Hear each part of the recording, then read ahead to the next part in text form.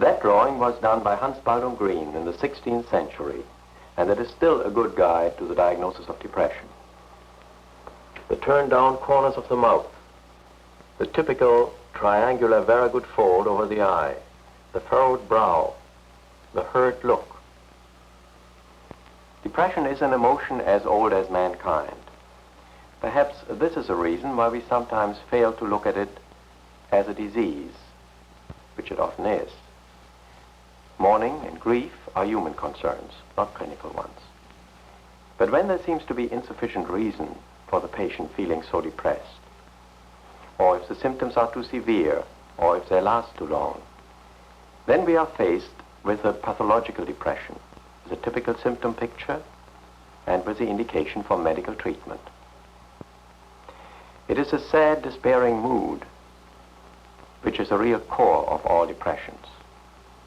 Depressions which will have to be recognized and treated like other clinical syndromes, for instance, shock or congestive heart failure. If we fail to recognize and treat depressions as such, nothing we do for our patient will help him. He may get worse, and there's always a danger of suicide in the background. Medically, it may be misleading. In the physiological sense, it describes a primary reduction of function. But in the clinical sense, it takes on a more complex meaning, and such opposites may be involved in the depressive states as excitation and inhibition, agitation and retardation. It matters little for therapy whether or not the depression falls into one or another particular diagnostic category. And for this reason, in this film, we are not so much concerned with differential diagnosis, but with the signs and symptoms of different depressive states. This is a severe endogenous depression in a woman who has suffered previous manic depressive attacks. In general practice, depression seldom appears with this clarity. When is it worst? In the morning, at night? It's worse in the morning. It's on me now all the time. It's worse in the morning, but can you sleep? No, I'm too scared to go to sleep. I've had some pills. I slept last night a little bit. But, with pills you can't sleep? Yes, I slept a while last night with the 4 pills. And if you don't get... You say you are too scared. In which way? Are you afraid of anything in particular? Or do you just feel so awful that... I feel so awful all the time. I just concentrate on one thing, on myself, I guess, and what's happened to me. What's going to happen to me? What's... I'm going to go crazy. That's how I feel. I can't seem to talk to people. I seem to be dumb all the time. Can't do anything. Can't take any interest in life or even my family or anybody around. Just sit there, just like dumb, like a dumb person. This is also the face of depression, although it doesn't appear to be. Some people disguise their real feelings, and unless the physician is on the lookout for depression, it may announce itself too late. To miss a depression like this one can be as dangerous as missing a coronary. Why did you come here? Because I tried to commit suicide. Yes, I knew that, of course. But what I don't know is why you tried to do this. Could you tell us how you did it? I took an overdose of pills. 100, didn't you? 100, yes. And why did you want to commit suicide? Because I didn't want to face anything. This wasn't the first time, was it? No. How often did you try?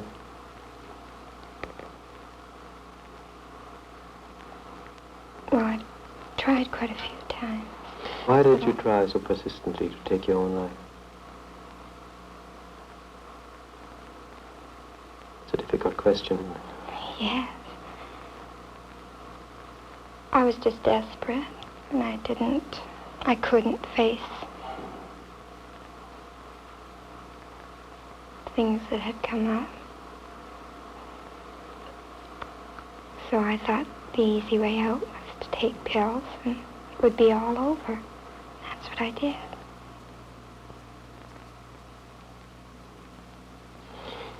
You told me the other day that you have always made every effort not to show that you are depressed.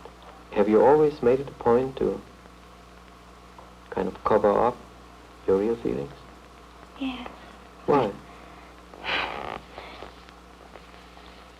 Well, I guess that's just part of me. When I was quite young, for a time I went through a stage where I was a real monster. I tried to get my mother's attention, which I couldn't get, and I would break things and cry and throw tantrums, and it didn't do any good. And then I realized that my aunts and other people could see how hurt I was, and I didn't want anyone to see, to be able to tell that I was hurt. So I just tried to be the opposite, I didn't care about anything. And it worked. People believed that I didn't care. You learned to do it quite well. Yes. With an unmasked pathological depression, the signs are often clear, and a tentative diagnosis can be made quickly on the basis of what you see as soon as the patient walks into the room. In practice, these target symptoms may show themselves in a far more diluted form and may be missed unless they're deliberately looked for. Depression shows itself in the turned-down mouth, the inability to smile easily, the peculiar fold in the eyelid, the depressive cast of the face, the wry smile with no enjoyment behind it, the hurt look, the dejected attitude, the lack of spontaneity and animation in movement. Signs like these, even when far less apparent, should lead the physician to suspect depression. A few questions should clinch the diagnosis. When appearances don't help, the patient's verbal description of his mood and feelings must be relied on entirely. A symptom of depression is the inability to love anyone, to enjoy anything.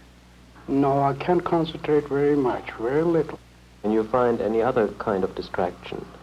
Going to a movie or... No, I don't feel like. I usually used to like it very much to go to a movie, to play a game or something else.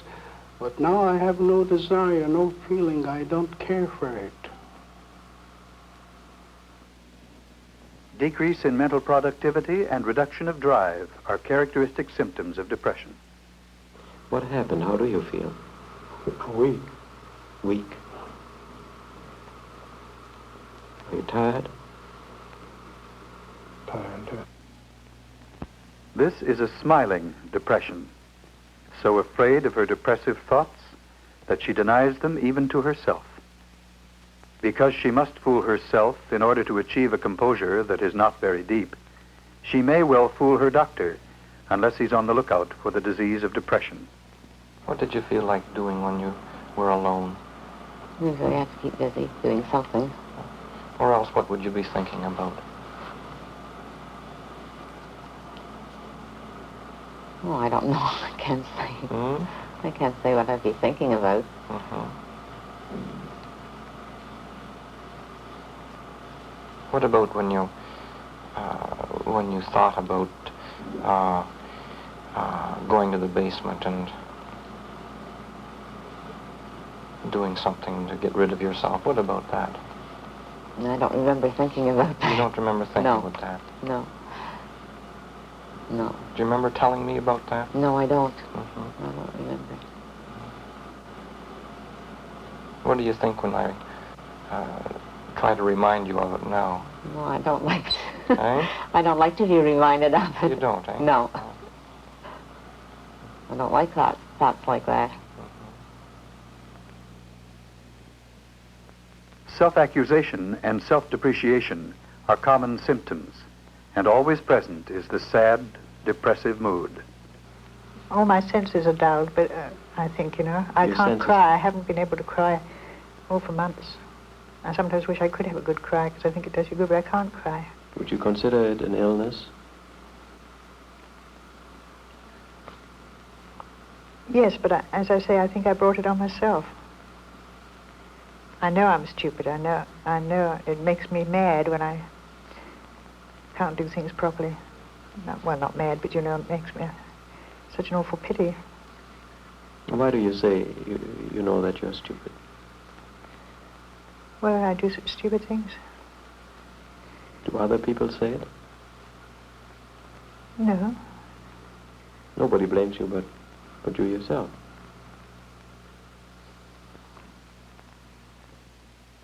A patient may look depressed and not be.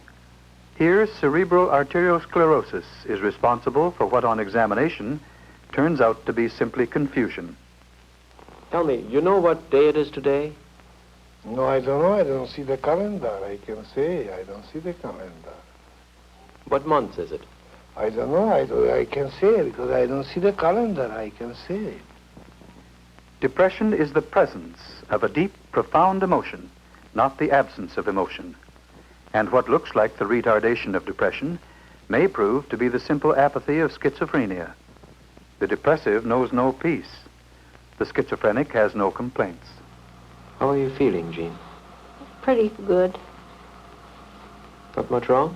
No. You sleep well? Yes. Do you like the company of people, or do you like to be alone? No, I like people. You like music? Yeah. You like the movies? Yeah. Like parties? Yeah. Can you smile? Yeah. The puzzled rigidity of the catatonic may look very much like the set features of depression, but the profound disturbance of depression is missing. There may be concerns, but there's something else again. Why did you come to the hospital? Worry, I guess. Worry? What did you worry about?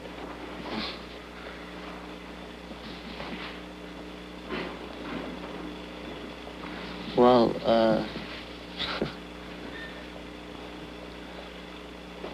What did you worry about?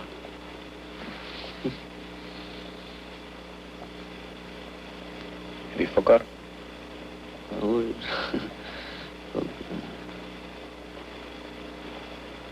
Pardon? girls. Oh, girls. Early recognition of a depression in the consulting room is important before it gets covered up behind physical symptoms and complaints which the patient may produce in order to explain to his doctor and to himself why he feels as badly as he does.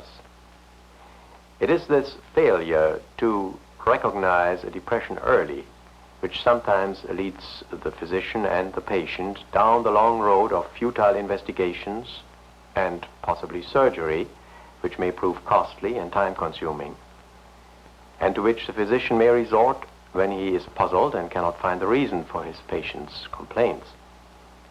This course of action exposes the patient to the dangers of delay in treatment, and in some cases to the risk of suicide.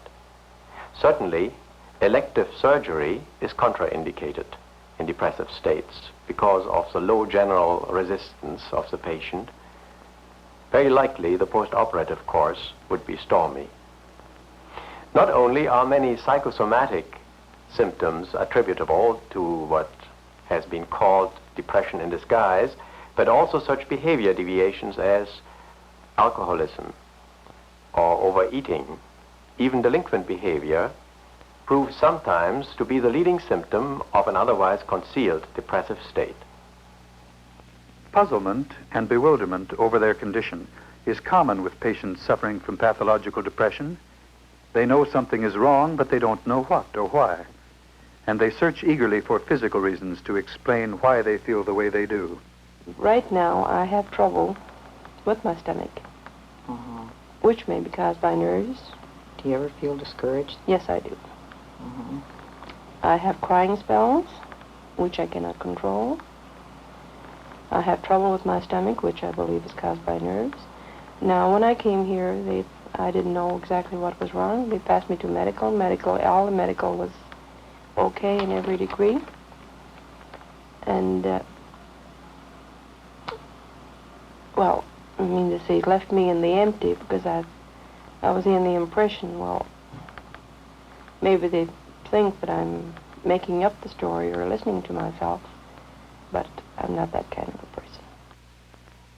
Some patients suffering from depression, which has never been diagnosed as such, have gone from doctor to doctor looking for relief. You have been coming to the medical department for quite a time, eh?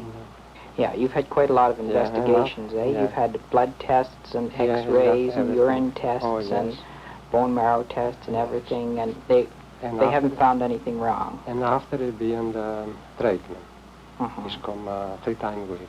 Yes, you were coming to physiotherapy for a long Oh, time yeah. because of the pain in your back, even though they couldn't find out what caused it. Yeah. How do you feel? It's not feel bad, you know, but it's not to feel like before. When medical treatment has failed, some patients have been subjected to surgery time after time, with no effect on the underlying condition of depression. Depression is a pathological reaction to loss of something one has loved. It might be through death, or it might be through loss of money, of youth, health, or vigor. Anything that is meaningful to the individual. Can you tell us how you were feeling when you first started coming to see me? Well, I'd been feeling awfully depressed for a very long time. I cried over the least little thing. I felt that everybody was against me.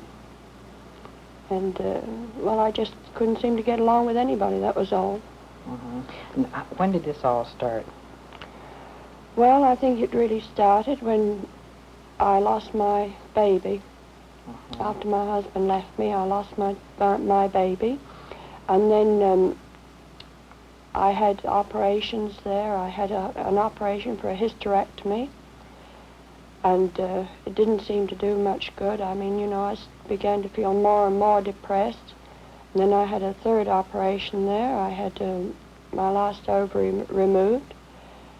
And I was critically ill then. And then, I don't know, the place, everything around seemed to, just couldn't seem to get along at all. And then I had a piece of shrapnel in my knee, and I was asked to go to the Queen Mary Veterans Hospital to have it removed as I had a cyst.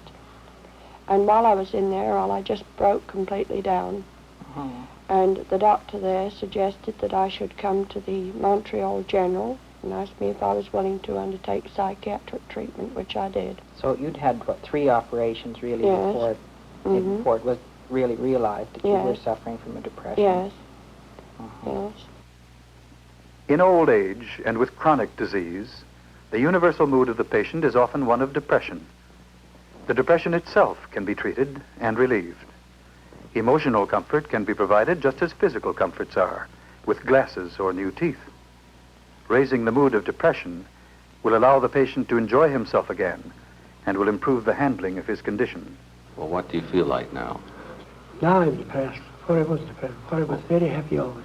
When did you get depressed? Before the once I tried sick. You think you'll ever get over that? I hope to God I will. This is a left-sided hemiplegia with congestive failure and diabetes. The mood is one of depression. Although objective improvement of her physical condition can be produced, the all-important feeling of well-being will only result when her depression is relieved. I'm sitting in the window and cried all summer. I'm not used to that. I'm used to the... Do you cry a great deal? Do you cry often? No, I cry like nobody hear what I am myself. Oh, you cry inside? Inside. I say, God, my God. Old age is a rapidly rising problem, and with it is a rise in the incidence of depression. Depression has been called a disease of general practice and is seen but not always recognized in every consulting room. What makes you feel better when you're feeling depressed? What makes me What feel makes better? you feel better? I don't feel better. Alcoholism sometimes results from self-treatment with alcohol in an effort to relieve feelings of depression, with habituation resulting. Well, I took to the drink, you see, over being so depressed. Depressed, were you? Very depressed and melancholy at times, you know, Has so this- much worry. And when you go on these drinking bouts, I understand that it lasts maybe a week or 2 weeks or 3 weeks, and you drink pretty heavily. Yeah. Does it give you any relief? It gives you the relief at the time, sir. You know, because some you say it seems to deaden the feeling, you know, and you forget for a little while. But then when you come to in the morning, well, it's still with you. In the background of all depressions is the risk of suicide, the overdose of pills, the cut wrists.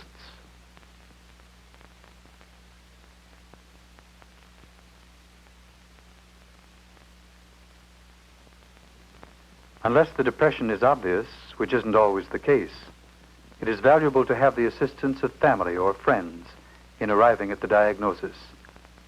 For without a history of the illness, it is difficult to know the change that has been wrought in the patient by the disease, and to know the normal condition to which treatment for the depression will return him. We are all so familiar with the feeling of depression that we tend to accept it simply as a condition of mankind, not an illness, which it sometimes is. An illness which can be treated and relieved.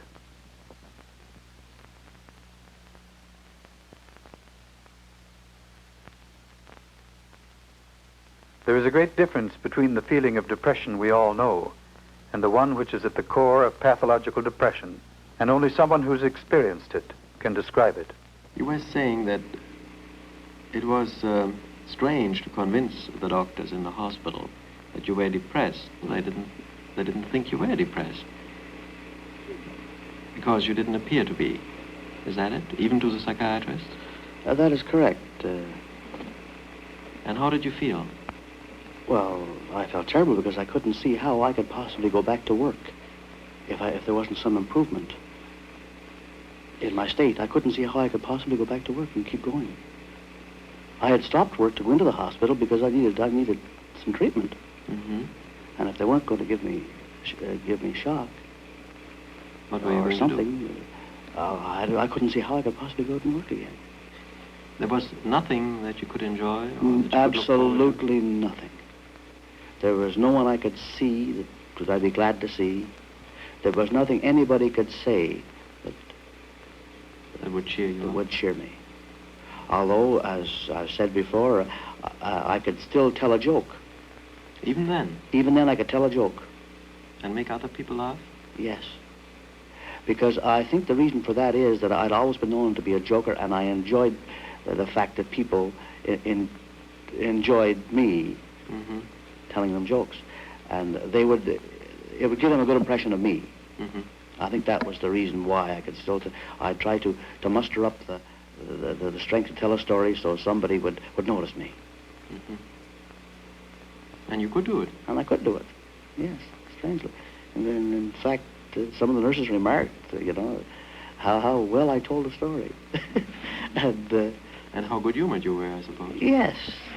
Although others didn't understand me so well and told me to get the long look off my face. There was one nurse in particular, of course, I won't mention any names, but there was one nurse in particular who I didn't think really belonged there. In a hospital like that. Not, no. Pardon? Probably she didn't belong there. Because I was sitting there and my face must have been a mile long, and she more or less criticized me for it. She, just as much as to say, there's nothing wrong with you, what are you looking so glum about? Did she and try? I half believe that. I half believe that she was right. That there was really nothing wrong with me. All I had to do was be a man and snap out of it. And that made you feel worse? That made me feel worse. Yes. That's the sort of thing that people would do, still do quite frequently, when somebody is depressed or looks that way and say, oh, well, just snap out of it, and then the person feels worse because they think they should and they can't. Feel well, a lot of people, you know, say, oh, I feel kind of depressed today. I think everybody has ups and downs through life, you know. Where they, but there's no comparison. I had ups and downs before I ever had one of these depressions of which I'm speaking now. There are no words can describe the difference between it and the ordinary ups and downs that everyone has. Because in these ups and downs through life, you know that, well, tomorrow I'm going to feel better, the sun will be shining, and so on. But when you're in this type of depression I speak of, it doesn't matter whether it's a black of night or whether the sun is shining, whether it's pouring rain, or whether it's snowing or anything else, nothing looks good. It's all blackness. It's very difficult to put a thing like that into words.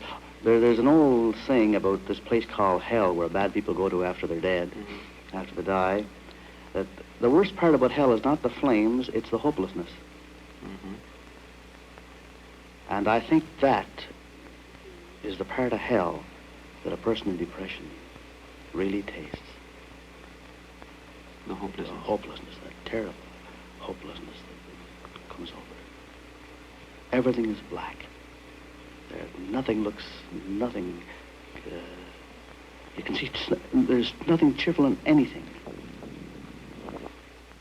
All I could see was death. For instance, I'd say, what's the use of getting up? What's the use of eating? I'm only going to die someday anyway. What's the use of doing anything? Because it's pointless. It's all going to end in death. Whether I arrange to do it to myself or whether I just sit it out